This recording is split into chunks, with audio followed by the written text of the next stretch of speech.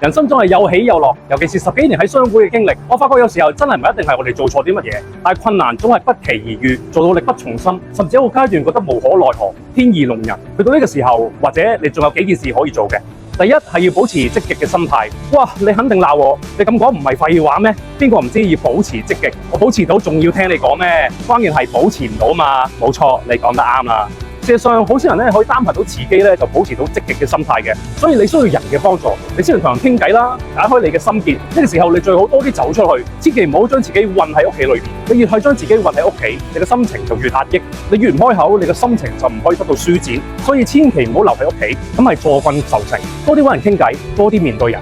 有條件嘅話，去次旅行，你會發覺心情好咗，喺事件嘅角度都唔一樣。我曾經聽過好多人分享，喺心情極差嘅時候，出去旅行散心，真係心情好咗好多。一坐飛機返到香港，即刻收到機會嘅來電。當然，我哋唔好講到非常之神奇，但係我哋的確要相信吸引力法則。第二就係多做運動，運動嘅好處唔使多講啦。嗱，記得好多年前，我聽過好多香港明星，好似張耀揚、譚耀文咁，喺事業嘅低潮、冇戲拍嘅時候，就經常去健身室健身。佢哋喺保持心態積極嘅同時，都保持體型，所以喺機會嚟嘅時候，人哋冇見你一排，你都係精神爽利、眼神發光，都會好樂意同你合作。相反，有啲人失意嘅時候就生活顛倒，甚至借酒消愁。其實唔係冇人俾佢哋機會，但係如果睇到佢哋自暴自棄嘅樣，都會即刻走開啦。所以，與其話人哋唔俾佢哋機會，倒不如話自己將機會推走。第三，唔止係要走出去，仲要去人多，特別係充滿正能量嘅地方，去靠近正能量嘅人。好似我覺得自己心情好差嘅時候，就特別中意去商會嗰度㗎啦。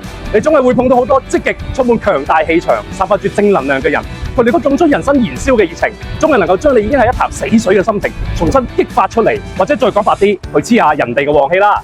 以上呢3個辦法簡單易行，只要你願意試試，至少可以將你低落嘅心情提高5成，心情好咗啦，運氣自然就會慢慢變好㗎啦。我係 BNI 高級董事顧問 Anthony Liu，關注我，等你了解更多人物心法。